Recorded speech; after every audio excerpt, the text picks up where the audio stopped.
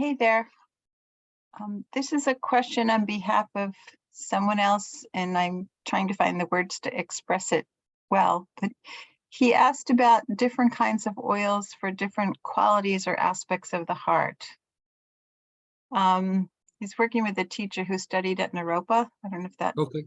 Yeah. There would be different approaches. If we knew a little bit more of what he was like shooting for or targeting, like Kabbalistic teachings in that area, they might overlap, but the verbiage might be a little bit different. You could even say some of the deities and the angel oils would all have components of that. Do we know any more specifics, or he's just He mentioned qualities like compassion and aspiration, and I think he's just looking for some oils to work with, I think, to develop some of these Sure. qualities. Yeah. And then there's the aspect of the front heart versus the back heart. Right. Back heart having more to do with transmutation, cleaning things up, more integration. I could go through and I have things that are made, like sometimes we call them by different names. So I'd have to go through and look at what it is. And then I have things that I mean, we have all the stuff that's on the site, but I still have tons of stuff that I've just never put on the site. And Yeah. so if there was specific things that he's looking to develop, if I knew what they were, I could line it up really easy.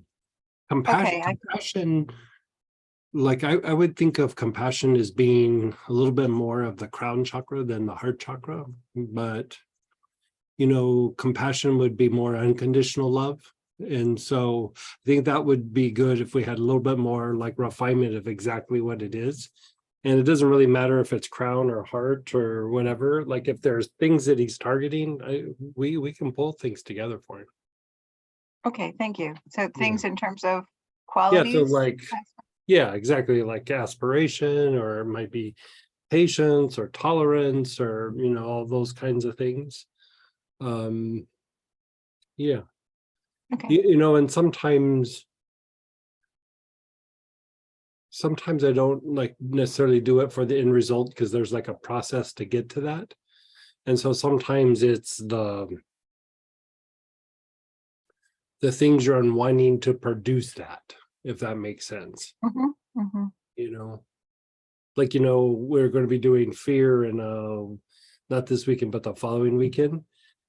Like fear starts off as being all these kind of resistances and things that you're kind of managing because of the past, or just panic or phobias, or whatever it is.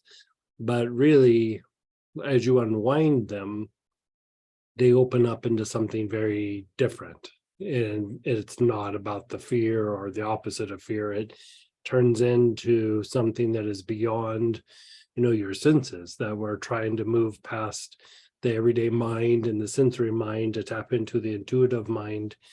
And you could say the intuitive mind is not just intuition, but it's almost like seeing through the eyes of the soul, or seeing through the eyes of the higher faculties or qualities. And so just to try to target the quality might have some effect, but you almost got to look at like, what is it you're trying to cultivate? And then how do I unwind things to get there? If that makes sense. Makes sense to me. I'm not sure how to transfer this, but I can. Yeah. Like just telling them it's like a path, like a bunch of stepping stones in the garden. And like when you want something like compassion, there's several steps that you would work on. Like a lot of times when we do things like a segment might have 3 or 4 steps that we do, and like, okay, this is what we're targeting. That's part of what we're doing, is we're unwinding this like process to do it. Even the thing that we're doing next weekend, when we're doing the law of cycles and you're harnessing the aspects of the blood, and then the seasons, and the equinox and the solstice, it's a metaphorical way of talking about a process of how you're you're attracting and drawing in energy from the environment, and then how you utilize it. And the best way to talk about it is like in this metaphorical way. And so some of the things that he might be talking about, if you know what the target is, you can kind of go through these steps to achieve it. It's the same thing that his practice would be, that he was taught in Naropa, but just being done with oils. Right. Yeah. Thank you very much. Naropa is a good thing, though. It's a very good thing.